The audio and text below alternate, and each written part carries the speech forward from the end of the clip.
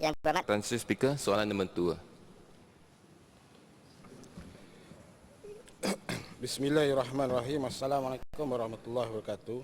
Yang berhormat Tan Sri Speaker, pada sambutan Hari Bumi Peringkat Negeri Johor pada tahun 2015, saya telah mengesyorkan agar larangan penggunaan polistiren dan plastik negeri Johor akan dilakukan secara berfasa di dalam jangka masa 2 tahun. Yang amat berhormat Menteri Besar pada pembentangan bajet tahun 2016 telah menggariskan 2 perkara. Yang pertama, kajian dasar kelestarian Johor. Yang kedua, penubuhan Majlis Teknologi Hijau dan perubahan iklim negeri Johor. Oleh yang demikian, di dalam syarat jawatankuasa adaptasi yang pertama yang diadakan pada Januari 2016 telah membincangkan mengenai secara khusus berkaitan tentang penggunaan bahan pembungkusan makanan biodegradable sebagai salah satu cara menangani kesan penggunaan pembungkusan polistiren dan plastik terhadap alam sekitar dan kesihatan. Saya sendiri melalui nota maklumat kepada Majlis Mesyuarat Kerajaan Negeri pada 27 Januari 2016 telah memaklumkan usaha ke arah langkah larangan ini dan Kerajaan Negeri Johor bersetuju Perbadanan Bioteknologi dan Biodiversiti Negeri Johor Biotek diberi tanggungjawab untuk mengemukakan cadangan-cadangan, inisiatif dan penyediaan roadmap selama 5 tahun untuk pertimbangan Kerajaan Negeri.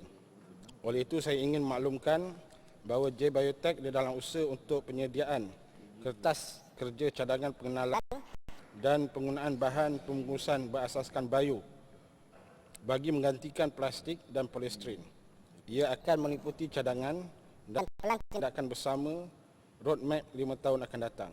Dan insya-Allah cadangan dan pelan pelaksanaan larangan penggunaan polistiren dan plastik di negeri Johor akan diumumkan oleh Yang Amat Berhormat Menteri Besar dalam pembentangan bajet negeri Johor tahun 2017. Soalan tambahan. Dayan dibuat. Okay, berdasarkan kepada kajian alam sekitar antarabangsa, kita akan mempunyai lebih banyak plastik berbanding ikan di laut menjalang 2050. Tadi dari jawapan yang diberikan oleh kerajaan, kerajaan hanya memikirkan mengenai kesan plastik terhadap kesihatan dan sedang mencari jalan untuk menyediakan pengganti plastik.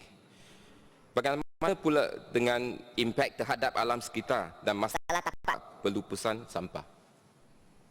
Buat. Yang berhormat Tan Sri Speaker, seperti yang saya katakan tadi, bahawa kita dalam proses untuk penyediaan roadmap dan juga pelan yang berkaitan tentang cadangan untuk menggantikan polistiren dan plastik. Seperti saya maklumkan sebelum ini, contohnya di Sungai Skudai, antara faktor yang menyebabkan pencemaran Sungai Skudai tersebut adalah apabila terlalu banyak polistiren dibuang di sungai tersebut. Jadi ini adalah merupakan di antara langkah yang dilakukan oleh kerajaan. Maka kita minta juga Yang Berhormat Tan Sri bahawa pihak Bentayan kena tengok jawapan-jawapan saya sebelum ini. Jangan kata bahawa kerajaan baru nak ambil antara bangsa dah buat. Sebenarnya kita ke arah itu, tetapi kita nak lebih intensif untuk memastikan bahawa kita berusaha untuk mengurangkan penggunaan yang boleh memberikan masalah kepada alam. Dan satu lagi saya minta, kalau dah ada jawapan dan sebagainya, jangan pula besok mengaku bahawa dia yang bawa. Kan, kerajaan dah buat untuk perkara ini. Dibuat. Terima kasih Tan Sri Speaker. Sebenarnya dulu Yang Berhormat Pengerusi pun salah seorang backbencher. Saya ingat pada tahun 2010 saya Skudai telah membangkitkan isu ini dalam dewan yang sama ini. 2010 sampai sekarang sudah 6 tahun. Saya pun merasa beranjak sebab baru ini cadangan ini baru dibawa ke perhatian Perbadanan Biotek. Yang Berhormat pada tahun 60-an 70-an, masa kita nak tanam semula kebun kedah, kita depan semua pokok kedah, kita pakar saja.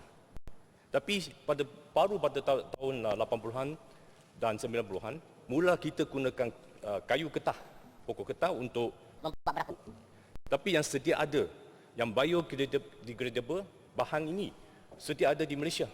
yang dengan harga yang murah juga, iaitu sisa buah kelapa sawit yang boleh digunakan untuk bukan sahaja menjana tenaga dan boleh digunakan untuk ganti bahan plastik dan polyester untuk membuat beg-beg kertas.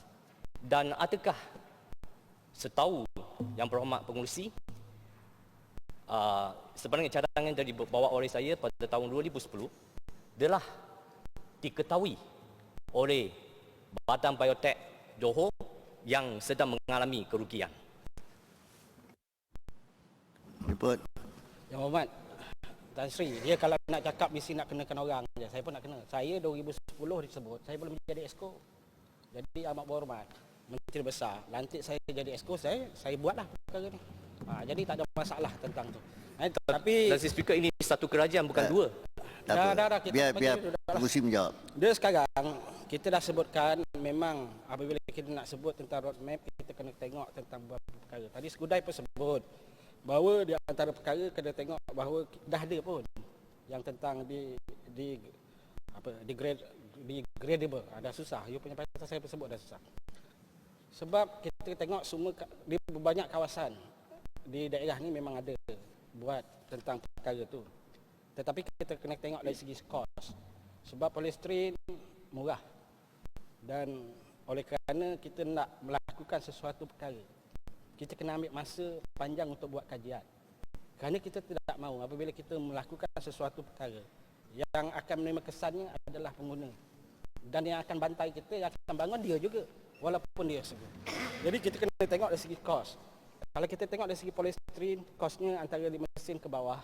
Dan sekarang ni kalau kita nak gantikan degradable ni, kos dia masih lagi 45 sen.